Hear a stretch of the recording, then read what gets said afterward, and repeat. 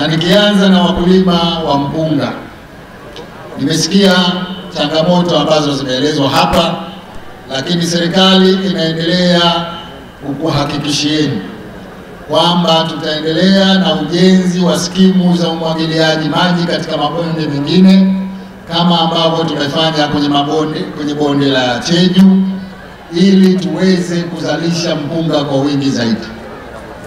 Lakini natambua vile vile kwamba zinahitajika zana kwa ajili ya kilimo cha kisasa. Tunahitaji zana kuongeza uzalishaji, tunahitaji zana za kileo. Mmoja katika wazungumzaji alisema kwa wakati tuliokuwa nao sasa lazima tuende na teknolojia, tusende na jembe la mkono tena.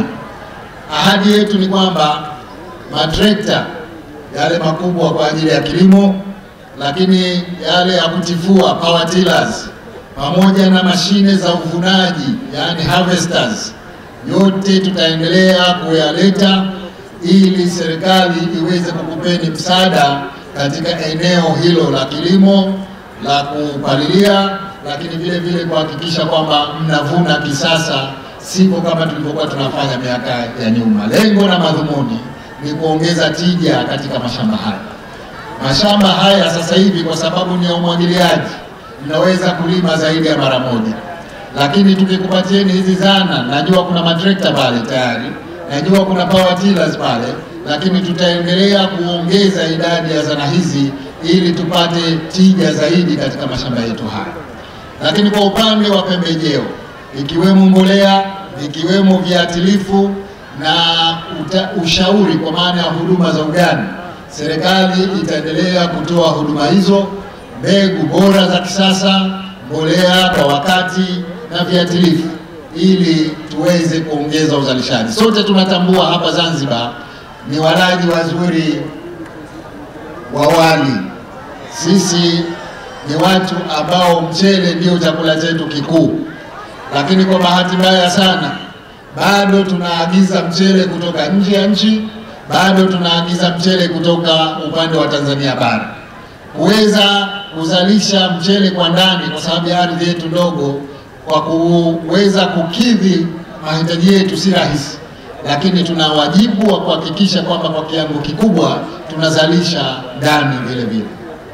Sasa natambua vile vile kwamba baada ya mavuno ziko bado changamoto nyingine, ikiwemo ukosefu wa maghala ya kisasa, lakini upatikanaji wa soko la uhakika. Tunachoweza kukwambieni ni kwamba serikali imeshafanya maamuzi ya kujenga maghala ya kisasa kwa lengo la kuhakikisha kwamba tunanunua mpunga kutoka kwa wakulima wa ndani, kutoka Tanzania bara na kwingineko, ili kupunguza bei za mchele kupanda baada ya mavuno. Tutahakikisha tunanunua wakati wa mavuno ili tuweze kudhibiti bei za mchele baada ya kipindi cha mavuno kwa kuhifadhi katika maghala makubwa ya kisasa. Kwa hivyo wakulima wa mpunga, msiwe na wasiwasi wa soko. Serikali itaanza kununua mpunga ili kuhifadhi kwa kazi hiyo. Vile vile nimeambiwa kuna swala la upatikanaji wa mikopo. Serikali imewawezesha wananchi wake kwa kiwango kikubwa sana. Tumetoa zaidi ya bilioni 96 katika kipindi hiki. Awamu ijayo, Mwenyezi Mungu akitujalia kurudi madarakani, tutaongeza fungu la uwezeshaji wananchi kiuchumi, ikiwemo wakulima waweze kupata pembejeo kwa wakati, waweze kuzalisha vizuri zaidi. Na mikopo yetu kama mnavyojua ni mikopo isiyokuwa na riba. Unachokopa ndicho unachorudisha hicho hicho. Kwa upande wa wakulima wa mwani, nimemsikiliza vizuri mama aliyekuja kutoa maelezo hapa, na namshukuru sana kwa maelezo fasaha aliyoyatoa. Tutaendelea kutoa zana kwa ajili ya ukulima wa mwani, ikiwemo boti zile ndogo ndogo, vihori, kamba na mahitaji mengine yote yanayohitajika.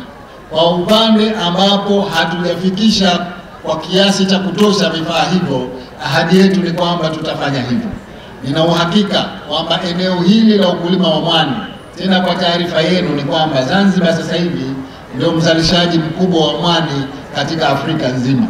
Hili ni jambo la kujivunia, ni jambo ambalo lazima tulipe kipaumbele na mkazo wa hali ya juu ili tuweze kuzalisha zaidi, Kwa hivyo serikali itafanya juu chini kuhakikisha kwamba mnapata zana na mnapata miche, mnapata pembejeo, ili mradi kiwango cha mwani uzalishaji wake uwe mkubwa zaidi. Lakini natambua kwamba changamoto iliyopo katika zao la mwani ni bei ya mwani, na mzungumzaji hapa alisema bei haitulii, mara inapanda mara inashuka. Nataka nikuhakikishieni jambo moja, kwamba sasa hivi serikali imetoa fedha ili tuje kununua mwani ambao uko bado majumbani. Tutatoa bei nzuri ya shilingi 1000, sio ile 700 na 500 zinazotolewa na wanunuzi wengine. Kwa hivyo tutahakikisha tunaununua mwani wote uliokuwepo, lakini tutahakikisha vile vile tunajenga viwanda vya kusarifu mwani hapa Unguja kama ambavyo tumejenga Pemba, ili tuweze kuongeza thamani katika zao letu la mwani. Kwa upande wa mashine ya kusaga, mama yule amezungumza kwamba wanakwenda mbali sana kufuata mashine hiyo. Mashine hizi si kubwa, tutazitengeneza ili kuzisambaza katika maeneo mbalimbali, tusilazimike watu kwenda masafa ya mbali kwenda kupeleka kusaga mwani. Elimu itaendelea kutolewa kwa wakulima wa mwani, walime mwani wa aina gani, waukaushe namna gani, waongeze thamani namna gani. Tutaendelea kutoa elimu hiyo ili kuupa thamani zaidi mwani wetu na mkulima asilazimike kuuza kwa bei ndogo. Tulipewa taarifa hapa kwamba maeneo wanaolima mwani wakati mwingine yanavamiwa, yanaharibiwa. Tutahakikisha kwamba yanalindwa. Tutatafuta utaratibu mzuri zaidi wa kuweza kuweka maeneo maalum kwa ajili ya mwani, maeneo maalum kwa ajili ya utalii, maeneo maalum kwa ajili ya uvuvi, ili kusiwe na mwingiliano ambao unaathiri shughuli za wanaofanya kazi hizi. Mikopo itatolewa kwa maana ya kwamba ile taasisi yetu ya uwezeshaji yenyewe inatoa mikopo kwenye sekta zote, na hizi sekta za uzalishaji kwa maana ya kilimo cha mwani na mpunga, tutahakikisha kwamba na nyinyi mnafikiwa na mikopo hiyo isiyokuwa na riba. Ombi maalum lilitolewa kuhusu skuli hapa, kwamba Marumbi inahitaji skuli, na kwamba vijana sasa hivi wanakwenda mbali, wanakwenda Uroa. Naweza kusema kwamba ombi hili nimelipokea. Bahati nzuri tayari tumeshatia mkataba wa skuli mpya za kisasa za ghorofa 29. Tutaangalia uwezekano wa kuleta skuli katika eneo hili la Marumbi. Anasema mbaya yeye huyo, kwa sababu mpaka leo tunamuona anayofanya ana. Kwa upande wa ndugu zetu wavuvi, kama nilivyosema kwa sekta nyingine, lengo letu ni kuboresha uchumi wa bluu katika nchi yetu, na moja katika sekta muhimu za uchumi wa bluu ni uvuvi, kwa sababu asilimia kubwa sana ya Wazanzibari wako katika sekta ya uvuvi. Tutaendelea kutoa zana za uvuvi za kisasa kama tulivyoshauriwa hapa. Awamu iliyopita tumetoa boti za mita 8 zile pamoja na mashine. Sasa hivi ninakubaliana na ushauri uliotolewa na kijana wetu kwamba bado bahari kuu hatujaitumia. Tunahitaji maboti makubwa zaidi, tunawahitaji zana za kisasa zaidi. Ahadi yangu ni kwamba tutaendeleza kutoa boti za kisasa na zana zake, ikiwemo zile mashine za kutafutia samaki wanaita fish finder, lakini nyavu zinazokidhi na zinazokubalika kisheria, ili wakulima waweze kwenda mbali zaidi, waweze kupata tija zaidi. Kwa hivyo hili tumelipokea, na bila shaka watahitaji mikopo kuweka mitaji yao vizuri isiyokuwa na riba, na tutaendelea kujenga madiko na masoko ya kisasa ya samaki katika maeneo yote tuliyokuwa nayo, kama ambavyo tumeshafanya Malindi, kama ambavyo tumefanya katika maeneo mengine kule Pemba. Juzi nimetoka kuzindua diko na soko la samaki la kisasa kabisa pale mkoani Pemba. Masoko kama yale tutaeneza katika maeneo yote ambapo wavuvi wanayahitaji, kwa maana ya madiko ya kisasa na masoko ya kisasa. Ndugu zangu, kuna changamoto ambazo zimeelezwa hapa kwenye maeneo kadhaa ambayo leo ninazungumza na nyinyi. Kwa wakulima wa mpunga imezungumzwa changamoto ya transformer katika eneo lao lile, kwamba kuna watu wanahujumu, wanazishusha zile transformer kuiba vitu mule ndani, na wanaweza kuathiri kazi za watu wote. Nimeambiwa hapa kwamba moja imesharejeshwa, bado moja natoa maelekezo kwa ZECO katika muda mfupi kabisa waweze kuwekewa transformer moja iliyobaki. Kuhusu njia za kuingia mashambani kwamba zikarabatiwe, ili nalo tunalipokea na tutalifanyia kazi ili muda wote njia hizo zipitike, wakulima waweze kufanya shughuli zao kwa tija. Kwa eneo kwa masuala kwa wavuvi, changamoto za wavuvi imeelezwa hapa kwamba pamoja na uwepo wa eneo la uhifadhi bado kuna uvuvi haramu unaoendelea. Sasa ndugu zangu, mimi nataka niwaambie hivi wananchi, mara nyingi kuna mgongano kati ya uhifadhi na maisha ya watu. Hivi vitu viwili lazima tuvifanye vyote. Uhifadhi ni muhimu kwa sababu bila uhifadhi hata hayo mazalia ya samaki yatatoweka, tutakosa samaki kabisa. Lakini maisha ya watu vile vile ni muhimu, kwamba lazima watu wapate kipato, waendelee na maisha yao.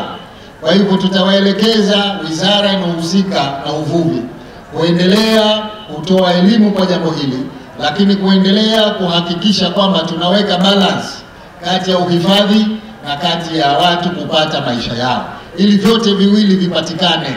Bila hivyo kupata kimoja hakutokuwa endelevu.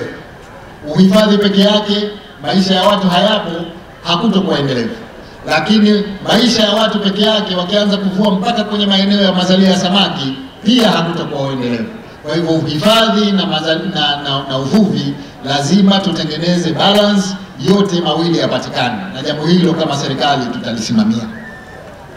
Ndugu zangu, kijana aliyezungumza hapa kuhusu uvuvi kasema maneno ya msingi kabisa, kwamba hatuwezi kuendelea kuvua kizamani.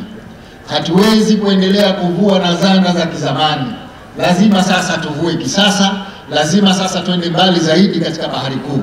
Na mimi nataka nikuhakikishieni kwamba maadamu wizara inayohusika na uvuvi ipo, tutawapa jukumu la kuweka bajeti za kutosha ili tuweze kukuza uchumi katika nchi yetu. Tuvue kisasa, tuwawezeshe wananchi waende mbali zaidi, watumie teknolojia.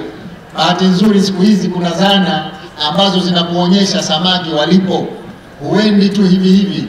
Kwa hivyo mimi ninataka nikuhakikishieni wavuvi kwamba serikali itayafanyia kazi masuala yote haya.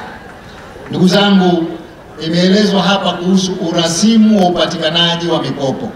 Nataka nikuhakikishieni nyote mliopo hapa kwamba katika awamu ijayo, kwa sababu fungu la mikopo litaongezeka, tutapunguza na urasimu kwa maana ya usajili wa wale wanaohitaji mikopo, kwa maana ya kufungua akaunti iwe rahisi zaidi, lakini hata watu waweze kulipwa kwa uharaka zaidi ili waweze kujikwamua kimaisha kutokana na mikopo isiyokuwa na riba. Hili litafanyika, na kwa kweli nimepata malalamiko mengi kuhusu urasimu wa mikopo hii, na moja kati ya azma yangu ni kuhakikisha kwamba tunapunguza kwa kiwango kikubwa urasimu wa utoaji wa mikopo. Mwisho kabisa nieleze kuhusu ombi lililotolewa kwamba baada ya uchaguzi tukishakamilisha serikali mpya, basi tupate nafasi ya mara kwa mara kuja kuzungumza na wadau na kupeni uhakika kwamba tutakuwa karibu na wadau, wakiwemo wavuvi, wakiwemo wakulima wa mwani, wakiwemo wakulima wa mpunga katika mabonde yetu, ili tuweze kuzijua changamoto zenu kwa haraka, na kama serikali tuweze kutafuta ufumbuzi kwa haraka. Kwa hivyo hakuna shida yoyote. Kwa kubali kwangu na kubali ombi la kuja Chwaka kama tulivyoomba hapa, ili kuzungumza na wananchi, ili tuweze kuzielewa kwa karibu zaidi changamoto walizokuwa nazo. Ndugu zangu, kwa leo nilikusudia niaseme haya kwa uchache, lakini baada haya sasa naomba nikuombeni kura. Niliyesimama mbele yenu ndio mgombea wa urais wa Zanzibar kupitia Chama cha Mapinduzi. Naitwa Hussein Ali Hassan Mwinyi. Naomba kura zenu zote za ndio mtanipa. Tunahitaji madiwani wa kutosha wa Chama cha Mapinduzi. Kwa hivyo unapopata karatasi zako za kura, tarehe 29 mgombea wa Chama cha Mapinduzi kwa jina Hussein Mwinyi, nembo ya CCM ipo hapo chini, halafu mmeiona hiyo tiki iliyoko kwenye kiboksi hicho hapa. Hakikisha tiki yako unaiweka kwenye kiboksi hicho. Lakini nitoe indhari, hiyo tiki hiyo ibaki ndani ya kiboksi, usiitoe nje. Ukiitoa nje ikaenda kugusa mwingine huku, watasema kura imeharibika. Hakikisheni tunapiga vizuri. Lakini vile vile wako watu katika hao wengine hao mnawaona hapo, unaweza ukawa hutaki hata kumuona ukaenda kuweka X pale. Usifanye hivyo. Ukienda kuweka alama kwenye mgombea mwingine huku, hata kama ni X, hiyo kura imeharibika. Kwa hivyo ndugu zangu, tunakuombeni mkichagua unaweka tiki kwenye kiboksi kimoja basi, kwa wagombea wote wa Chama cha Mapinduzi. Tumefahamiana ndugu zangu?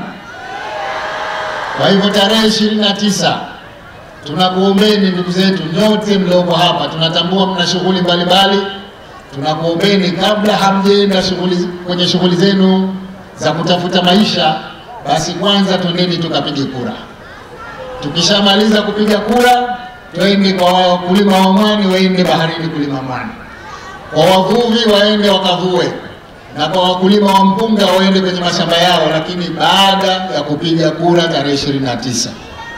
Tunakubaliana ndugu zangu?